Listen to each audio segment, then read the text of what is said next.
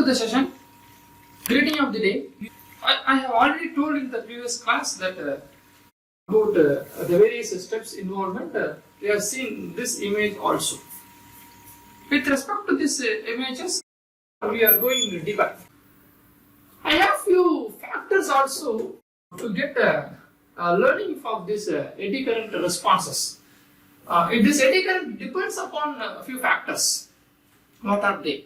You see, factors means we are involving in the current supply, AC current supply, and the generation of magnetic field, the generation of eddy current, all are related to some magnetic factors. Therefore, the electromagnetic factors are, you see, a sigma, which I am naming this electrical conductivity of the sample. This is the first priority to be given. If the sample is not conducting material, how the current will pass through? Current is not possible to go. Therefore, the main important factor, material to be a conductive material. So, if material is said to be a conductive. Then second one, magnetic permeability of the sample. Magnetic permeability is nothing but we have seen in the casting process the word permeability, how far it is the gases are possible to come out, that we name this permeability. So similarly here also, how far the magnetic ability can this sample can give. It means we are generating current, magnetic field is generated, how far it can go deeper, So that permeability to be there in such a way, high thickness material can be inspected. So magnetic depend upon the magnetic permeability. Good conductivity, high thickness. Good magnetic permeability, deeper thickness. And excitation frequency, how far the current is high current or lower current. Lower current, low magnetic field, lower depth. High current, high magnetic field, higher depth. So therefore excitation current also to be high. So these all are related to one content of to go deeper. So this is about the electromagnetic factors.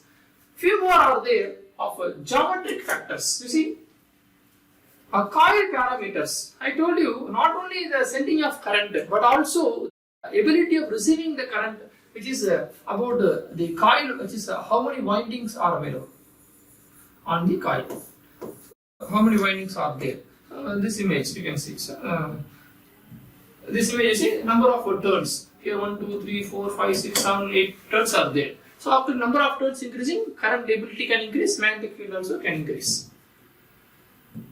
So that is what. Now coil current is loop area between the gap or number of turns available, or diameter of the wire, thickness or diameter of the wire, and lift off. At what distance it is going to conduct? Here it may not conduct, the conductivity very less. At what distance, when it is lift off, what distance its conductivity is going to reduce. So proximity of excitation or pickup coil to sample implies a coupling efficiency. So how far it is coupled over the sample.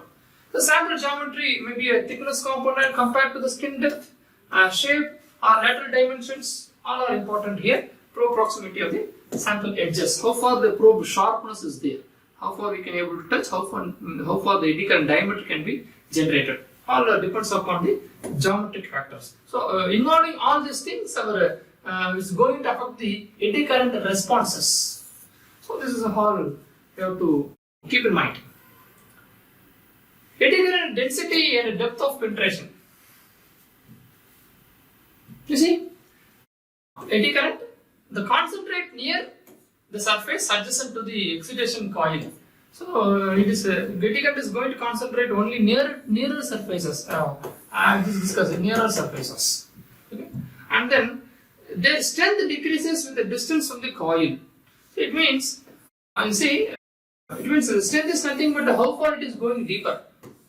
So this is called as strength. So when the thickness increasing, here it is altogether it is passing. But here it is all are passing. But here it is only 2 are passing. Here it is only 3 are passing. Only 1 is passing. It means energy is getting a reduction when the deep is going there. So that is a difference. So sample can easily detect rather than that of a thick sample. It means a thin only possible. Thin is good. Eddy current is possible to go for thin samples. Eddy current density decreases exponentially with respect to depth. So it means this is depth. Density is getting reduction going downward direction. phenomenon is known as a skin effect. You have to see. This is maybe you have to see in the next slide. See the skin effect. The skin effect arises when the eddy current flows in the test object. So, as usual, we are taking the sample and we are sending a deeper line. Now you see, any depth produces magnetic field which opposes the primary magnetic field, thus reducing the net magnetic flux and causing a decrease in the current flow as the depth increasing. So here from the top to bottom, this depth is increasing. The depth is increasing. Factors affecting the depth of penetration. The same factors what I have told you. These three we have seen in the previous slide also. See, this three. I have taken back there. See, a frequency of the excitation current, high current, deeper. Electrical conductivity, good conductor, deeper. And magnetic permeability, high magnetic permeability, deeper. And the permeability is just I have given definition, ability to pass through or penetrated. So in this sample, you see, depth is given as skin depth and AC current is passed over there. And then we can able to see how far it is going, dimension deeper in phases. So these are all depends. Here I have derived the skin depth formula. Delta is equal to, it is reversely proportional. See, depth is reversely proportional to 1 by root of pi, the frequency, then the magnetic permeability, then the electrical conductivity. If it is lower, then we are not going. If it is higher, we are going deeper, inversely proportional. Okay. The same factors I have written here. The standard depth of penetration. The depth that the eddy current are only 1 by E or 37% of the as strong as they are on the surface is known as the standard depth of penetration. On the surfaces, a long distance can go, but on the density material, it can go 37% times of the 100% of on the surfaces on the straight path. So only 37% is going on the denser material. So that is called as a depth of penetration. When it started to interact with the material, it reduced 37% as compared to the normal air conditions. Skin depth. It can be calculated by using the following equations: delta equal to 1 by root of pi f mu sigma. So this is what I have written. Standard depth of penetration. Standard depth is inversely proportional to the frequency and the permeability and then electrical conductivity. So if it is not there, it will not go. If it is there, it will go. If relative permeability mu r is given, it must be converted to an absolute permeability, that is mu equal to mu or mu naught, where mu naught is equal to 4.8 to the power minus some h by m permeability of the free space. As per International Annealed Copper Standard IACS, electrical conductivity values are often expressed as a percent of the conductivity of a pure annealed copper measures at 25 degrees centigrade, which can be converted to Siemens meters. So sigma material is equal to percentage of ISCS into sigma copper, where sigma copper is equal to 5.8 into the power of 7 Siemens meters. So delta we know standard depth of penetration, test frequency, magnetic permeability and electrical conductivity. These factors already we know. So now we have understood the principle of the procedure, how the eddy current is generated. Now some few other parts also available to know. We have seen about the depth, how much it can go. More frequency, more conductivity, more number of turns, it can go deeper. So that's what we have seen, the skin effect also. Next part, the next chapters or the next topic we are going here is eddy current equipment. The procedure we have done. We have seen the principles: eddy current generation, primary magnetic field, eddy current, eddy magnetic field, and attenuation, therefore thin material possibilities, all things we have done. We will see some other parts such as mainly the equipment means I am dividing into 3 categories. Such as number 1 as instruments, will be analog or digital instruments. Number 2, as a probe, where what we are going to touch there. Instrument is a calculator, where the display is there. But the probe is a measurer, where we are going to do, and a probe. And the last, what we are going to measure with respect to standards. We know what is 100, then we do. On the surfaces, no crack zone gives what value, what signal, what digital signals it gives, whether 100 or 90.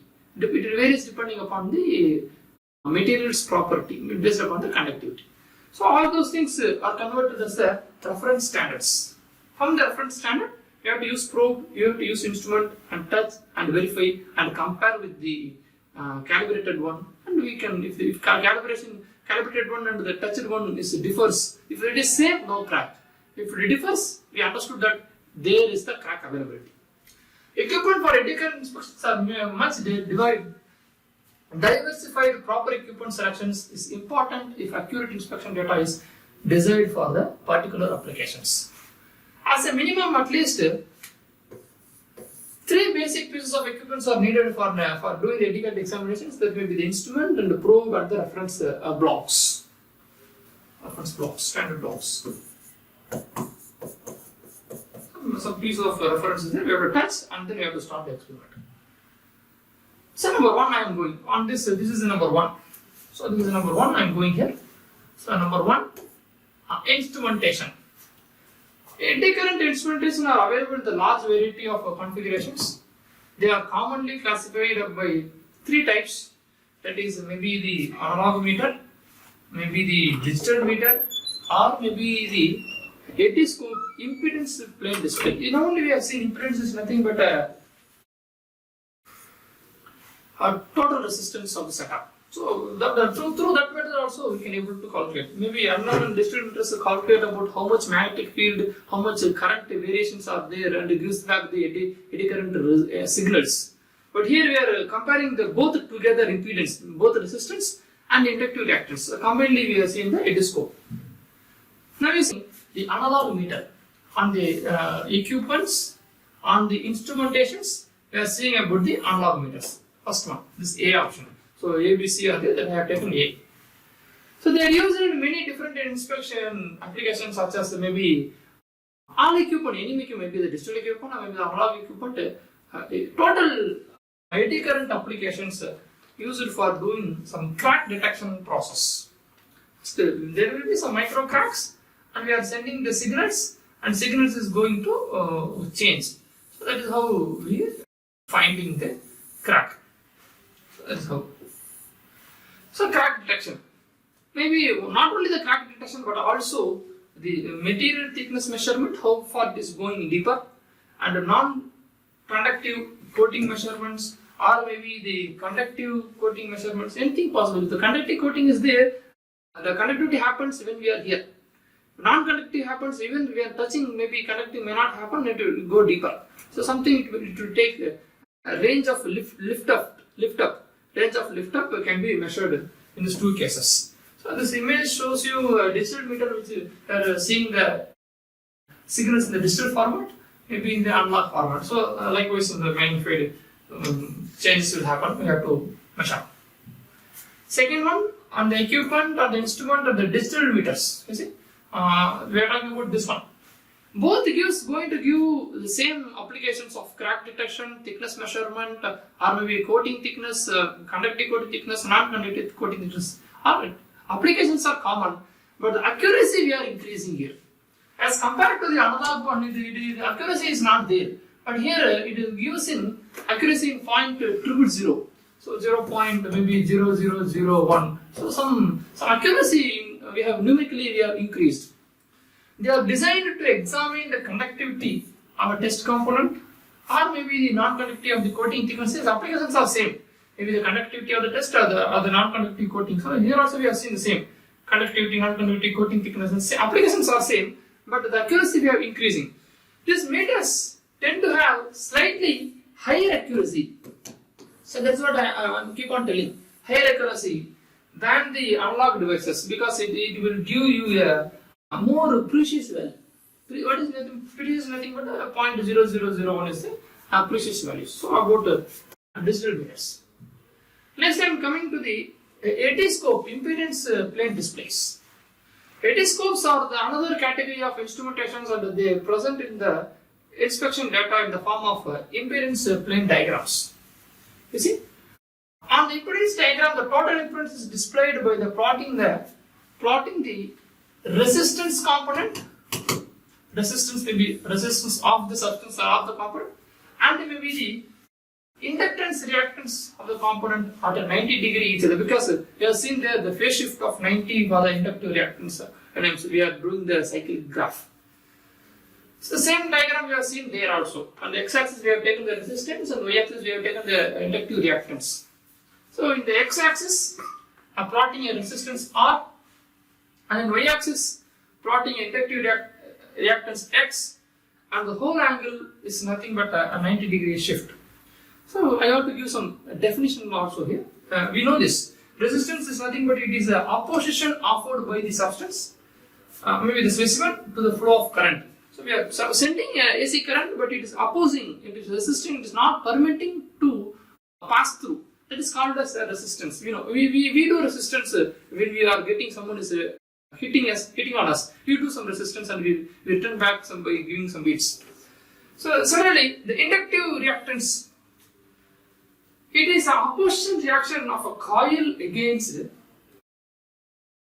So coil is nothing but where the AC current is coming through. So against the alternating current, change in current flowing through it. The change in current flowing through it. So impedance is nothing but a total resistance. So this total resistance is called as impedance, and I have made the average here. You see, I would like to describe how somewhere the plotting signals we have done. And digitally, we do some plotting graphs and we understand those things. That we compare here. The same, I have taken a resistance in the x-axis and inductive reactance at the y-axis. Now you see, if the eddy current probe is balanced in air, then placed on the non-ferromagnetic specimen. So I am keeping a specimen here, and the magnetic field is current is supplied and it is in the air point. When there is in the air point, resistance to this probe is higher. It means the coil is higher. Therefore, even let's assume this is sample. This is sample.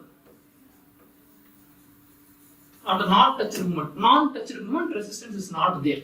Because when you are touching, it shows the resistance, and then when it is out of resistance, it increases. It will be a crack. And here, inductive reaction is high because we are supplying current over there. The current is supplied over this probe which contains the coil. Therefore, it is observing, getting the current. Therefore, it is showing the resistance. Where is the resistance now? Resistance at high level. Resistance at high level. But we are coming nearer to it. Therefore, somewhat it is giving some resistance. When you are coming very nearer and touching, resistance will increase. Therefore, at first point when we are in air condition, only resistance of the probe happens. Therefore, only resistance of the probe, inductive reactance of probe I have kept here. Some dots. That is one. So then now one is nothing but a coil in air. This is the coil in air. So point 1 in air, later over. So point 1. Later, resistance component will increase because of eddy current is being generated in the specimen, and this takes energy away from the coil, which shows the resistance. So see, all resistance are generated by here. When I touch it here, the current is passing. This current is passing through the specimen, and the current passing through the coil. It is passing through the coil, but it is getting the path to travel. Therefore, it is the resistance on the probe. It is getting a reduction, but the resistance on the specimen is getting increasing. Therefore, how I am doing, resistance of the specimen is increasing. Resistance of the specimen is increasing, but at the same time, resistance of the coil is going to reduction. So what happens? It is reducing from 1 to second point. 1 to second point is getting reducted. Okay, we will come there again. That is point 2. The inductive reactance of the coil decreases. Inductive resistance of the coil decreases because the magnetic field created by the eddy current opposes the coil magnetic field. Therefore, the net effect is a weaker magnetic field which will lag to produce a inductance. So therefore, it comes because a higher current is already there, therefore high magnetic field. When the current is passed in the air, and the current is passed through the specimen, obviously it is having some less resistance because the current is not there. It is traveling there. Therefore, magnetic field also likely will become weaker. Therefore, only we are telling it is possible to detect only thin materials. Now, we want to see about what is third point. It is nothing but a crack point. So, the coil over the specimen, first point is coil over the air. Second point, coil over the specimen with no discontinuities. Because here we are touching, no discontinuity is practically observing by everyone. But now there is a crack. It is going to deeper or somewhere. Some disturbance happens. Coil over the specimen with a discontinuity. This is with, this is without. Okay. So now with the discontinuity, what happens? Again, the point 3, the presence of discontinuity or inhomogeneity in the test specimen causes the reduction as well as the redistribution of the eddy current. So if the cavity is not there, the current is not passing there. It is disturbed. Therefore, what happens? Again, the current is stored back in the coil itself.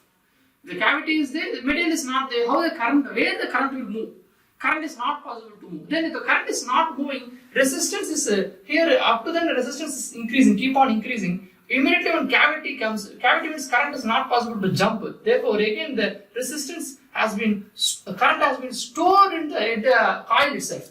Current has been stored in the coil itself. Then what happens? From here, lightly the crack passage is part, and then the crack is there, therefore it's slightly reduced over here.